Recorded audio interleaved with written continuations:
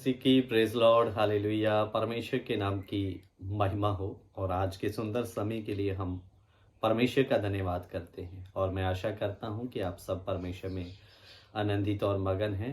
और जाने वचन की सच्चाई चैनल की एक और नई वीडियो में आप सभी का स्वागत है।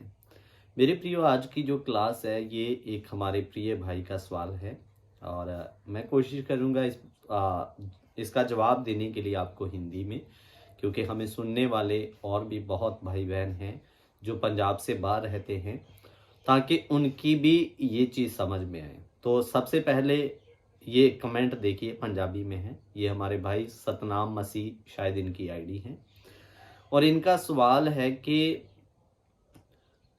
जो लोग चुने हुए हैं वो तो स्वर्ग चले जाएंगे और जो बुलाए गए हैं वो कहाँ जाएंगे करके।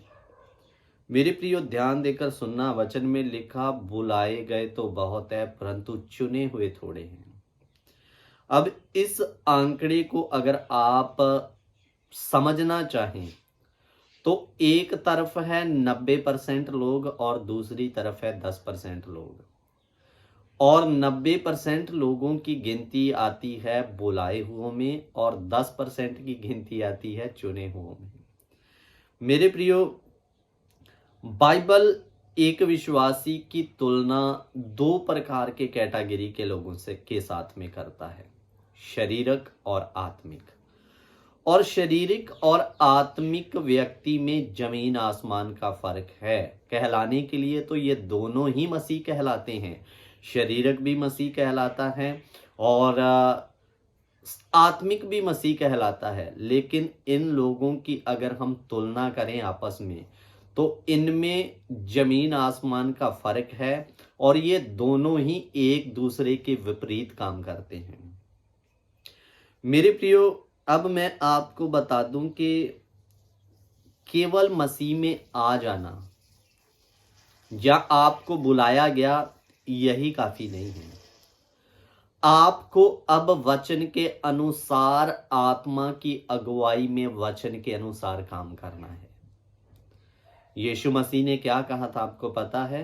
हे सारे थके हुए और बोझ से दबे हुए लोगों, मेरे पास आओ, मैं तुम्हें विश्राम दूंगा। और आगे लिखा, मेरा जुआ अपने ऊपर ले लो। मेरे प्रियो, जुआ क्या होता है? जिसमें दो बैलों को फंसाया जाता है। और जब आपके ऊपर मसीह का जुआ रख दिया जाता है, जैसे बैल जुए में फंसे बैल अपनी मर्जी नहीं कर सकते, उनके पीछे एक मालिक है।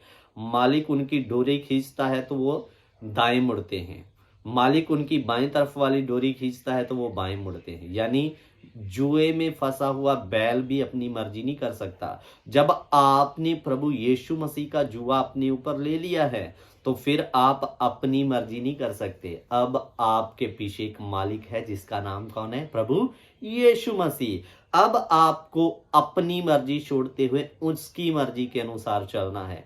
और मेरे प्रियो, बहुत सारे लोग जो आज मसीह में हैं वो मसीह की मर्जी को पूरा नहीं करते। उन्होंने अभी तक मसीह का जुआ अपने ऊपर नहीं लिया, वो आज भी अपना मनमानी भरा जीवन जी रहे हैं। ये फर्क है एक बुलाए गए में और एक चुने हुए व्यक्ति में। बुलाया गया व्यक्ति मसीह में आ तो जाता है, लेकिन ये हमेशा ही अपने तौर तरीके से चलेगा। जैसे अभी आपको पंजाब में ढेर सारे पास्टर और मसीह लोग मिल जाएंगे, लेकिन कलीसियों में देखेंगे तो चल क्या रहा है? डांस, शरीर की इच्छाओं को पूरा करना, खुशी, शरीर को आने वाला आनंद को प्रभावित होकर उसको पूरा करना।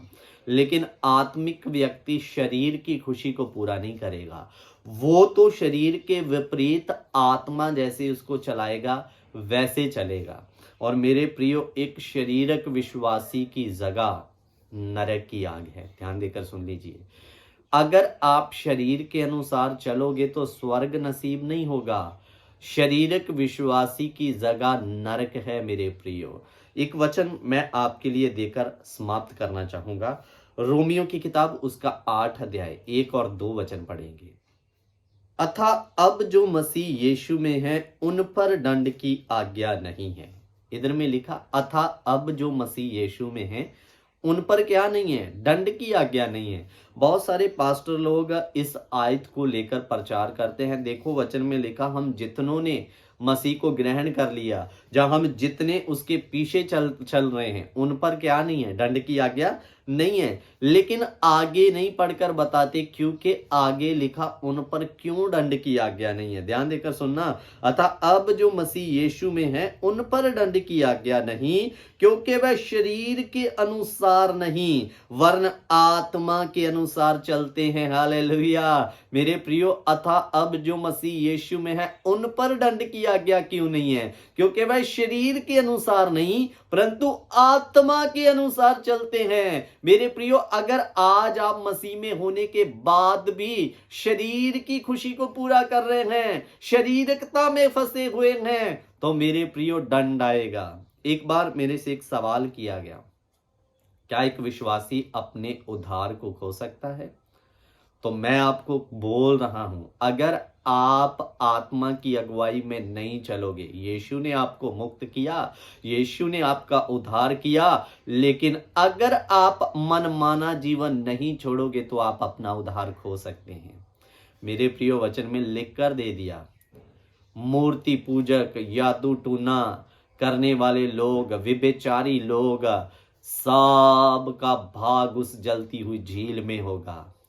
भले ही वो विश्वासी होंगे, आप कहते होंगे हम तो मूर्ति पूजा नहीं करते, लेकिन मेरे प्रियो आज भी कितने विश्वासी जो यीशु मसीह को मिलने वाली महिमा पास्टरों को दे रहे हैं, वो भी सब मूर्ति पूजक ही है। मेरे प्रियो, जो व्यभिचारी है, चोरी कर रहे हैं मसीह में होने के बावजूद, सबों का भाग वचन में लिखा उस जलती हुई झील में होगा जो आग और गंधक से जलती है। तो इसलिए अगर आप अपना उद्धार आपका हो चुका है तो उसको संभालना है आत्मा की अगुवाई में चलकर, अन्यथा आप अपने उद्धार को खो सकते हैं। तो मेरे प्रियो, आपको एक चुना हुआ व्यक्ति बनना है। चुने हुए का मतलब आत्मा की अगुवाई में चलते हुए परमेश्वर के जुए को उठाते हुए उसकी मर्जी को पूरा करते जाएं, अन्यथा मेरे प्रियो धोखा ना दे अपने आप को। वचन में दिखा, वचन के सुनने वाले ही नहीं परंतु उस पर चलने वाले बनो। आज बहुत सारे लोग केवल सुनने वाले हैं, चलने वाले नहीं, और सुनकर चलने वाले स्वर्ग जाएंगे, ना कि केवल सुनने वाले। सो इसलिए मैं आशा करता हूं ये वचन आपको समझ में आया होगा। बुलाए गए 90% और चुने हुए ओनली 10%। अब आपको कौन सी कैटेगरी में आना है, 10 वाली या 90% वाली? मेरे प्रियो, जो आत्मा की अगुवाई में चलेगा स्वर्ग वही जाएगा। और जो आज भले भीड़ हो सकती है, अगर आत्मा की अगुवाई में आप नहीं हैं तो मेरे प्रियो स्वर्ग जाना नामुमकिन है। सो मैं आशा करता हूं ये आज का वचन आपको समझ आया होगा। सो परमेश्वर आप सभी को आशीष और बरकत दे। जय मसीह की। God bless you.